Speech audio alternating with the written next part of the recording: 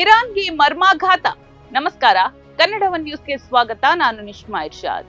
ಜಗತ್ತಿನ ಅತ್ಯಂತ ಶಕ್ತಿಶಾಲಿ ದೇಶದ ಕುರ್ಚಿಯ ಮೇಲೆ ಕುಳಿತು ಅದೇ ಅಧಿಕಾರದ ಮದದಲ್ಲಿ ದಿನಕ್ಕೊಂದು ಹಸಿ ಸುಳ್ಳು ಹೇಳುವ ವ್ಯಕ್ತಿ ಯಾರಾದ್ರಿದ್ರೆ ಅದು ಡೊನಾಲ್ಡ್ ಟ್ರಂಪ್ ಮಾತ್ರ.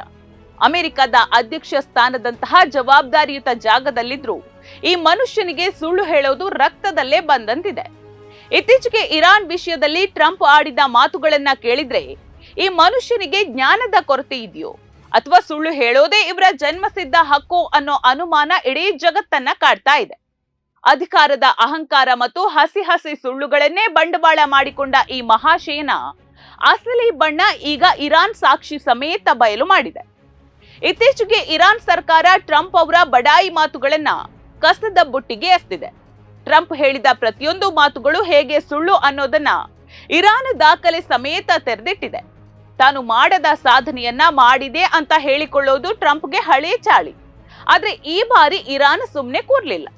ಒಂದೇ ಗಂಟೆಯಲ್ಲಿ 7 ಸುಳ್ಳುಗಳು ಹೇಳುವ ಈ ವ್ಯಕ್ತಿ ಜಗತ್ತಿನ ಶಾಂತಿಗೆ ಅತ್ಯಂತ ಅಪಾಯಕಾರಿ ಅಂತ ಇಡೀ ಪ್ರಪಂಚದ ಮುಂದೆ ಟ್ರಂಪ್ ಅವರ ಮಾನವನ್ನ ಹರಾಜು ಹಾಕಿದೆ. ರಾಜಕೀಯದಲ್ಲಿ ದಾರಿ ಕಾಣದಾದಾಗ ತನ್ನ ಅಸ್ತಿತ್ವ ನಶಿಸ್ತಿದೆ ಅಂತ ತಿಳಿದಾಗ ಮನುಷ್ಯ ಹೀಗೆ ಅಬ್ಬರಿಸ್ತಾನೆ. ಟ್ರಂಪ್ ಸ್ಥಿತಿಯು ಈಗ ಹಾಗೇ ಆಗಿದೆ. ಅಮೆರಿಕದ ಜನರೇ ಇವರನ್ನ ತಿರಸ್ಕರಿಸ್ತಾ ಇದ್ರು, ಇವರು ಮಾತ್ರ ತಾನೊಬ್ಬ ಮಹಾನ್ ವೀರ ಅಂತ ಬಿಂಬಿಸಿಕೊಳ್ಳುವುದಕ್ಕೆ ಹೆಣಗಾಡ್ತಿದ್ದಾರೆ. ಇರಾನ್ ಜೊತೆಗಿನ ಇವರ ಈ ಮಾತಿನ ಚಕಮಕಿ ನೋಡಿದ್ರೆ ಅದು ಒಬ್ಬ ಜವಾಬ್ದಾರಿಯುತ ನಾಯಕನ ಮಾತುಗಳಂತೆ ಕಾಣ್ತಾ ಇಲ್ಲ. ಬದಲಿಗೆ ಬೀದಿಯಲ್ಲಿ ನಿಂತು ಬಡಾಯಿ ಕೊಚ್ಚಿಕೊಳ್ಳುವ ಅಪ್ರಬುದ್ಧ ವ್ಯಕ್ತಿಯ ಪ್ರತೀಕದಂತಿದೆ. ಟ್ರಂಪ್ಗೆ ಸುಳ್ಳು ಹೇಳೋದಂದ್ರೆ ಬೆಳಗಿನ ತಿಂಡಿ ತಿಂದಷ್ಟೇ ಸುಲಭ. ಇರಾನ್ ತನಗೆ ಶರಣಾಗಿದೆ ಅಂತ ಟ್ರಂಪ್ ಜಗತ್ತಿಗೆ ಹೇಳಿಕೊಂಡ್ರೆ ಆತ ಇರಾನ್ ಕ್ಷಿಪಣಿಗಳನ್ನ ಸನ್ನದ್ಧಗೊಳಿಸಿ ಇವರ ಅಹಂಕಾರಕ್ಕೆ ತಕ್ಕ ಟಾಂಗ್ ಅನ್ನ ಕೊಡ್ತಾ ಇದೆ. ನಾನು ಇರಾನ್ ಅನ್ನ ಸೋಲಿಸಿದೆ ಅಂತ ಟ್ರಂಪ್ ಹೇಳಿಕೊಳ್ಳೋದು ಹೇಗಿದೆ ಗೊತ್ತಾ? ಮಲಗಿರುವ ಸಿಂಹದ ಹತ್ತಿರ ಹೋಗಿ ದೂರದಿಂದ ಫೋಟೋ ತೆಗೆಸಿಕೊಂಡು ನಾನೇ ಆ ಸಿಂಹವನ್ನ ಬೇಟೆಯಾಡಿದೆ ಅಂತ ಹೇಳಿಕೊಂಡಂತೆ.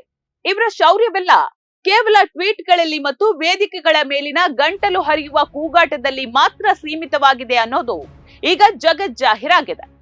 ಒಬ್ಬ ರಾಷ್ಟ್ರದ ನಾಯಕನಿಗೆ ಇರಬೇಕಾದ ಕನಿಷ್ಠ ಜ್ಞಾನವೂ ಇಲ್ಲದಂತೆ ವರ್ತಿಸೋದು ಟ್ರಂಪ್ ಅವರ ಸ್ಪೆಷಾಲಿಟಿ. ಇಡೀ ಏಷ್ಯಾ ಪ್ರಾಂತ್ಯದಲ್ಲಿ ಅಶಾಂತಿ ಹರಡಿದ ಈ ವ್ಯಕ್ತಿ ಈಗ ಶಾಂತಿಯ ಮಾತನಾಡ್ತಾ ಇರೋದು ಈಗ ಶತಮಾನದ ದೊಡ್ಡ ಹಾಸ್ಯಾಸ್ಪದ ಸಂಗತಿ. ಇವರ ಹುಚ್ಚಾಟಗಳಿಗೆ ಮಿತಿಯೇ ಇಲ್ಲ. ಇರಾನ್ನ ಐತಿಹಾಸಿಕ ಸಾಂಸ್ಕೃತಿಕ ತಾಣಗಳ ಮೇಲೆ ಬಾಂಬ್ ಹಾಕ್ತೀನಿ ಅಂತ ಬೆದರಿಕೆ ಹಾಕಿದ್ದ ಈ ತಲೆಹರಟೆ ಮನುಷ್ಯನಿಗೆ ಅಂತಾರಾಷ್ಟ್ರೀಯ ಕಾನೂನುಗಳ ಬಗ್ಗೆಯೂ ಅರಿವಿಲ್ಲದೆ ಇರೋದು ವಿಶ್ವದ ದುರಂತವೇ ಸರಿ. ಇರಾನ್ ಇವರನ್ನ ಅಂತಾರಾಷ್ಟ್ರೀಯ ಮಟ್ಟದಲ್ಲಿ ಒಬ್ಬ ಕ್ರಿಮಿನಲ್ ಅಂತ ಕರೆದ್ರು ಇವರಿಗೆ ಚರ್ಮಗಂಟು ಬಂದಂತೆ ನಾಚಿಕೆ ಇಲ್ಲದೆ ಓಡಾಡ್ತಿದ್ದಾರೆ. ಇಡೀ ಜಗತ್ತು ಟ್ರಂಪ್ ಅವರ ಈ ಹುಚ್ಚಾಟದ ವರ್ತನೆಯನ್ನ ನೋಡಿ ನಗ್ತಾ ಇದೆ. ಇವರ ಮಿತ್ರ ರಾಷ್ಟ್ರಗಳೇ ಇವರನ್ನ ಕಂಡು ದೂರ ಓಡ್ತಿರುವಾಗ ಇವರು ಮಾತ್ರ ತಾನು ವಿಜೇತ ಅಂತ ಸುಳ್ಳಿನ ಕಥೆಯನ್ನ ಕಟ್ತಿದ್ದಾರೆ. ಇತಿಹಾಸದಲ್ಲಿ ಅತ್ಯಂತ ಹೆಚ್ಚು ಸುಳ್ಳು ಹೇಳಿದ ಅಧ್ಯಕ್ಷ ಯಾರಾದ್ರಿದ್ರೆ ಅದು ಇವರೇ ಇರಬೇಕು.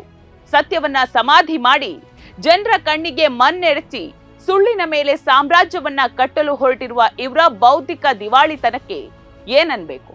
ಟ್ರಂಪ್ ಅವರ ಈ ಇರಾನ್ ವಿರೋಧಿ ಪ್ರಹಸನ ಕೇವಲ ಒಂದು ರಾಜಕೀಯ ಗಿಮಿಕ್ ಅಷ್ಟೇ. ಸುಳ್ಳು ಎಷ್ಟು ದಿನ ತಾನೇ ಗೆಲ್ಲೋದಕ್ಕೆ ಸಾಧ್ಯ? ಇರಾನ್ ಅಧಿಕೃತ ದಾಖಲೆಗಳನ್ನ ನೀಡಿದ ಮೇಲೆ ಟ್ರಂಪ್ ಅವರ ಮುಖವಾಡ ಕಳಚಿ ಬಿದ್ದಿದೆ. ಇಂತಹ ತಲೆಹರಟೆ ಸುಳ್ಳಿನ ಸರದಾರರ ಮಾತುಗಳನ್ನ ನಂಬುವ ಮುನ್ನ ಜಗತ್ತು ಎಚ್ಚೆತ್ತುಕೊಳ್ಬೇಕಿದೆ. ಅಧಿಕಾರಕ್ಕಾಗಿ ಸುಳ್ಳುಗಳನ್ನ ಹೇಳುವ ಮತ್ತು ದೇಶಗಳ ನಡುವೆ ಬೆಂಕಿ ಹಚ್ಚುವ ಇಂತಹ ವ್ಯಕ್ತಿಗಳಿಗೆ ಇತಿಹಾಸ ಎಂದಿಗೂ ಗೌರವ ನೀಡೋದಿಲ್ಲ. ನೋಡ್ತಾ ಇರಿ ಸಮ ಸಮಾಜಕ್ಕಾಗಿ ಕನ್ನಡ ಒನ್ ನ್ಯೂಸ್. ನಮಸ್ಕಾರ.